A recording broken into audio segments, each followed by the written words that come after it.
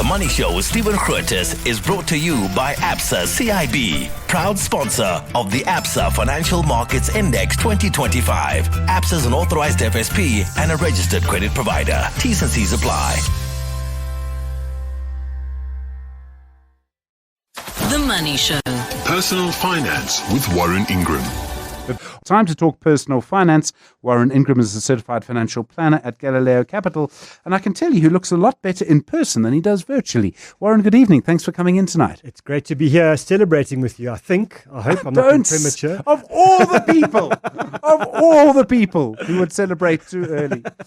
Warren, of course, is a certified financial planner at Galileo Capital. We're talking tonight about life assurance and when do you cancel it. Now, Warren, English even dribbles me, and I grew up with the language, so clearly I'm easy to be dribbled. But we've got life insurance. I kind of know what that is. Life assurance. Just give us some definitions quickly.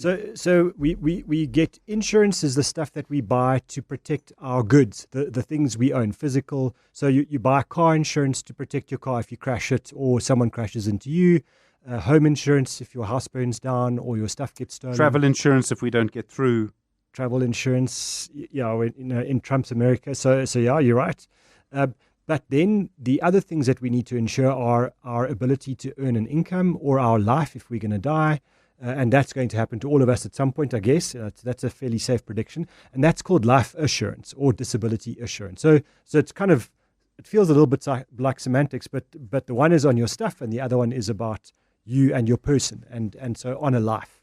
So short-term insurance is generally the one, and then life assurance is the other. So, classic example, you're the main breadwinner, you earn the highest income in your family, you're a family of two adults and 4 children. You need to make sure that your children have money, and that's what life assurance is for if something happens to you. Yeah. And typically what will happen in a situation like that is you've got a home, you've got a mortgage. So if you die, you want to know that at least your spouse, might not earn the same as you, that the home loan's paid off, and that their salary can at least be used to kind of pay the bills while they get the kids through school, et cetera, et cetera. So it's about that kind of a situation, real protection on a financial item rather than a physical item. Okay, so for most of us, there's a lot of pressure to make sure we have this. I mean, I do. And we feel that we need to protect ourselves and the people around us. We need to protect our loved ones. It seems quite odd to ever think about ever cancelling that. You're right. And amazing when you start talking to people that are very close to retirement or even a couple of years into retirement. And then you say, can I just understand? So you've retired, you've got sufficient money, and you've got a life assurance policy. Can you tell me what's the job? Your home loan's paid off. What's the goal? And it's because no one's done the next step. We get told and it gets drummed into us, fear mongering, all of those things. You're going to die, car accidents, whatever. And all of those are probably valid, good reasons. But we should also be told, like, listen, there is a time when you don't need it anymore. And so I think it's a good conversation to have, because I bet you there are a lot of people sitting out there going, I'm retired. Cost of living is hectic and it's going up all the time. And like, this insurance is expensive, and it gets very expensive as you get older. So it is a good thing to focus on and to cancel if you can, if you should. Okay. So when this happens then, presumably this is also about how much money you have in the pot. In other words, how many assets you have, how much money you've saved, all of those things. Yeah, so let's say a very kind of a very rosy example, but one that's possible for most of us is we get to retirement age, we hit 65, we don't have any debts, and we've got enough money to kind of fund our day-to-day expenses for the rest of our life. One of the things that you've got in your expenses is a life assurance policy. And it's you and your spouse, no debts, and you say, well, if I die, I'll leave the assets to my spouse and my spouse will be fine. Then the question is, why do you have life cover? And the reality is you might be able to cancel that life cover entirely. Or alternatively, you might say, well, I don't need as much, so let me reduce. I've got 20 million rand worth of life insurance. Certainly don't need that anymore. Maybe it's 3 or 4 million, just to kind of top up their position if I'm not around. But it's about doing a calculation to say, I have got enough. And we buy life assurance because of financial protection. So once you've built up your assets over time, what are you protecting against? You've got the money. You don't want to keep paying money to an insurance company when you could use that money to fund your life. Is it obvious and clear. I think sometimes people can get a little bit confused because you might think, okay, this person's just started retiring, but they might still do a few more jobs. They might still do this. They might still do that. Work can still come in, and you're banking on that work. If you say you finish at 65, right, you stop formal employment then. But the next 5 years might be, let's say, 2 projects a year. It's not clear when you're going to stop working as it used to be. It's not, and I think it's maybe the answer is not about how much longer you do carry on working, but actually are your expenses covered by your investment? So the example, you've got a retirement fund of 20 million rand, you're drawing R1 million a year from those and your retirement funds, and that R1 million is fine for your life. Why do you need life cover? The fact that you're going to carry on working and earning and doing gigs and projects and all of those things, that's kind of cream on the top. It makes your position better, but it's only necessary to insure your life if you're in a position where I've retired with 20 million, but I'm spending 10 every year, and I really don't have enough money. So I need to make up a gap between what I need and what I currently have. And I think it's that. So the answer is you've got to do a calculation to say, is the capital that I have sufficient? If it's not, insurance should cover that gap. If I have got sufficient money, then actually I should really look at either reducing or cancelling. And it is a bit of a brave step. I would never, and I just want to be clear on that because you were saying about the distinction. I would never tell someone to cancel their car insurance. Yeah. Because even if you drive, a 20-year-old skadonk and actually you've got enough cash to replace it, what happens if you drive out of the parking lot here and you drive into an Aston Martin that costs 4 million rand and you're responsible? Then I'm going to laugh. Well, you're reliable, right? That's so you want the insurance there. And so there, please, this conversation is about the life stuff, not the physical stuff, because you want to insure your house and your car and those kinds of things. Okay, so I might think, well, I have this amount of money in these policies for retirement for my loved ones, for my partner, my spouse, whatever, if I die.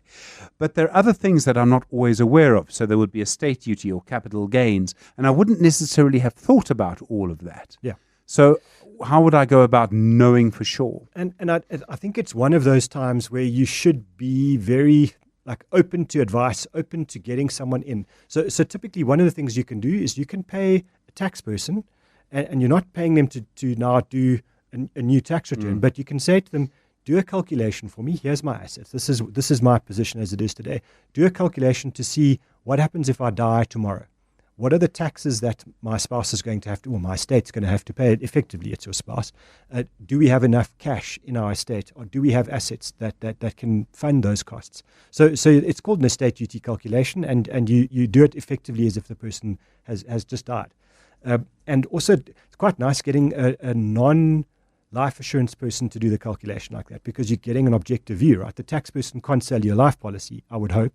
And so what they're going to do is they're going to give you a tax number, and off you go. I think there are quite a lot of online calculators that worry me a bit. So I'm not convinced that they're super reliable. So it's one of the very few times where I would say, even to a DIY investor that's done all the homework, that's run their own finances for their lifetime, don't be afraid to just pay someone to do the calculation for you. It's just once every 5 or 10 years, you could save a huge amount of life assurance premiums by paying a tax person to do a calculation for you. And if it turns out and they say to you, look, your estate's going to be 3 million rand short, and you've got a 20 million rand life policy, well, why don't you reduce the cover? Don't cancel it, but say to the life assurance company, I'm happy to carry on, but I only want 3 million rands worth of cover. It's going to have a huge impact on reducing your premiums. And we shouldn't forget that if you live for 20 years after retirement and you add all of those premiums together, that has a big impact on how much money you have for your retirement. A massive impact, actually. Yeah.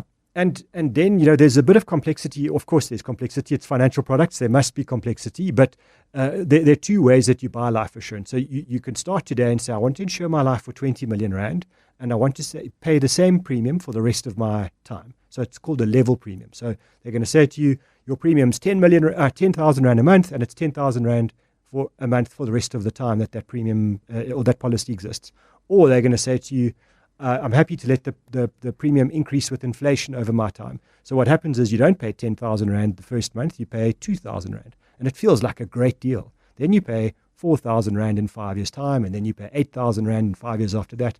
And before you know it, your 20 million rand life cover is costing you 30,000 rand a month, and you're 67 and your your food bill is going to your life assurance bill. That's the policy you want to be very careful of, because you want to cancel that as soon as you possibly can.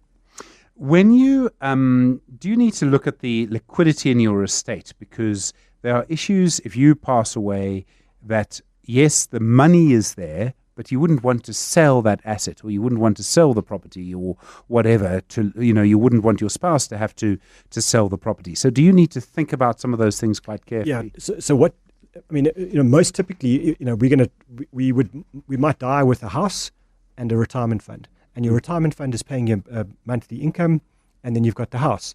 Now you've got to pay taxes, you've got to pay the executors' fees to the lawyers who wind up your estate, you've got to pay SARS for estate duty. Where does the cash come from? Because your retirement fund, you can't draw like a lump sum out of a retirement fund, and you've got a house. So now you need another liquid asset, which would either be a unit trust or a money market account or an exchange traded fund. If you don't have that, that's a very good reason to have life assurance, because at least on your death that pays out. That creates the liquidity that is used to pay the taxes. The disaster scenario there is you've got none of that, so now you've got to sell the house to pay the government their share of your death duties. So that for me is a very good reason to have life cover even into retirement.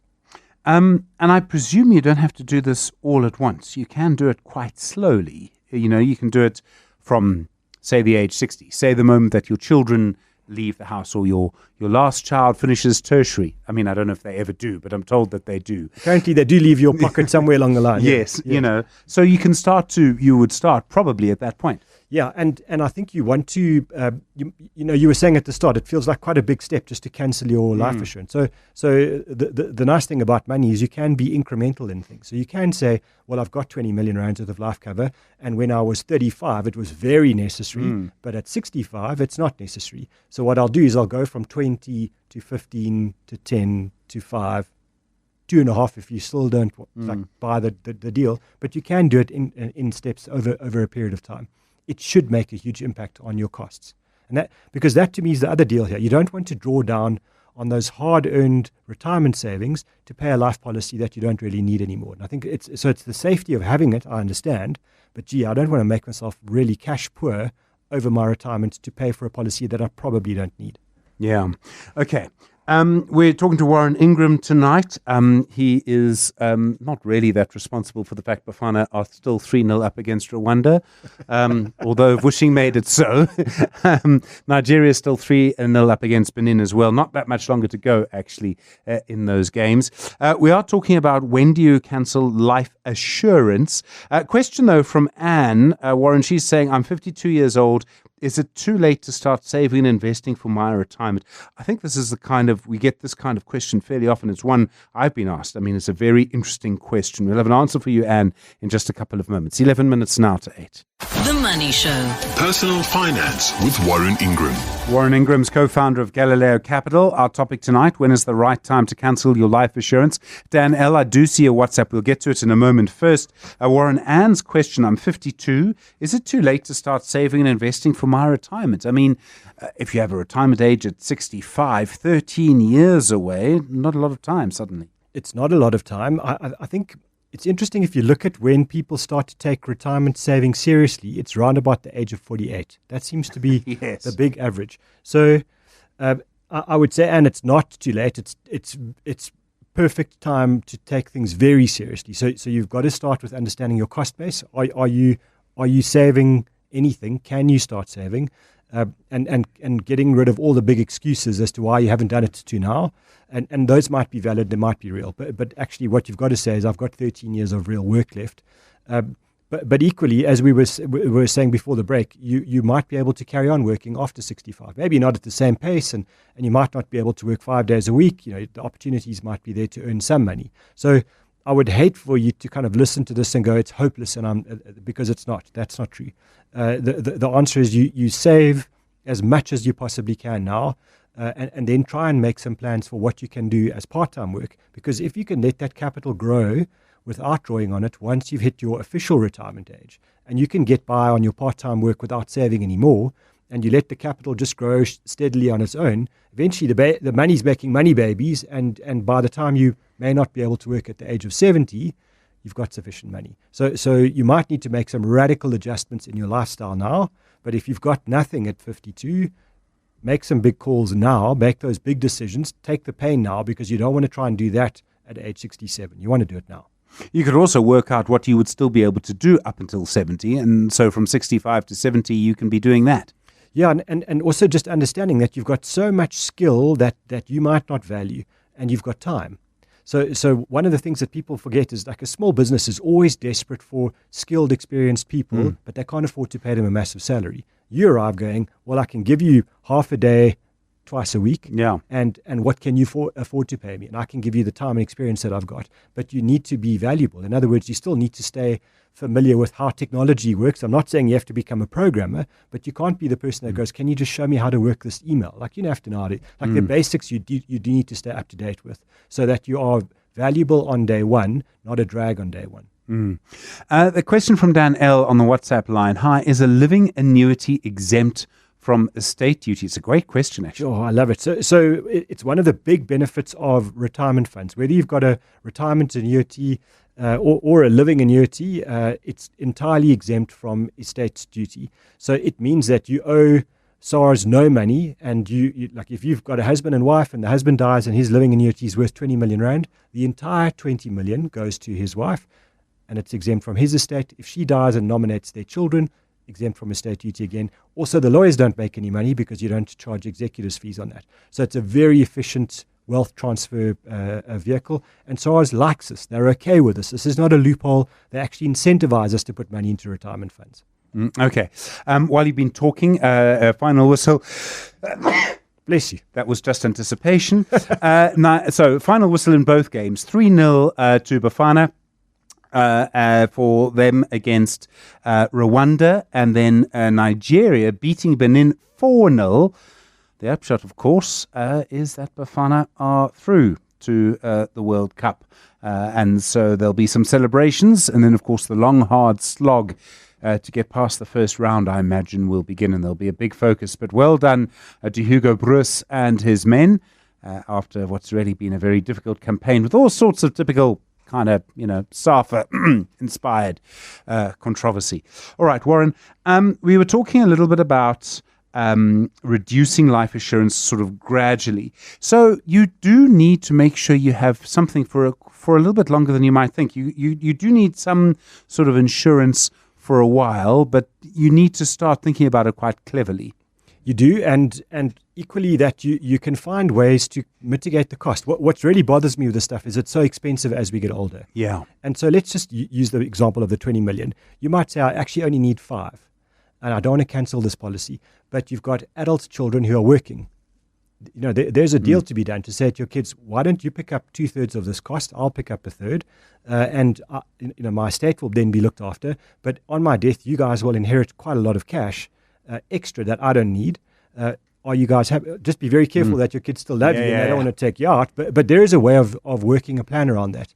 If that's not possible, your children don't have enough money, then step down is important. I think there are a lot of people that will get to, let's say, age 62, they're sufficiently funded for retirement, but they carry on paying the premium because they haven't thought about this. That actually, it's not, you've done the job. You don't have to keep overfunding yourself. You don't have to keep overinsuring.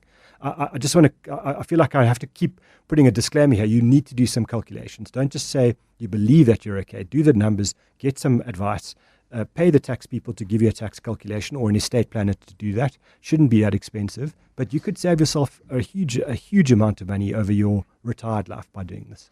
You also need to speak to the beneficiaries. You need to make sure that they're part of this every step of the way, because they mustn't think they're getting the 20 million that you were insured for when you were 40, when you're now 70. Yeah, I guess it's if it's your life partner, yes, they need to know, they need to be in agreement, but they're invested in the reducing costs. If it's children, have the conversation and make it their responsibility if they want the money that they start picking up those premiums.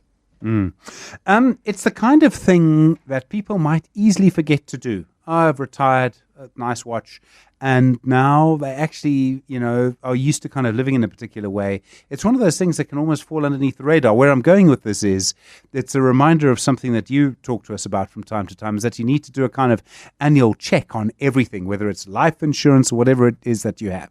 Yeah, and just ask, is this necessary? And just because that's what you've always done, what you've always done might be good for a period of time and then very unproductive later in life. So do the health check, make sure it's okay for you and that it's still required.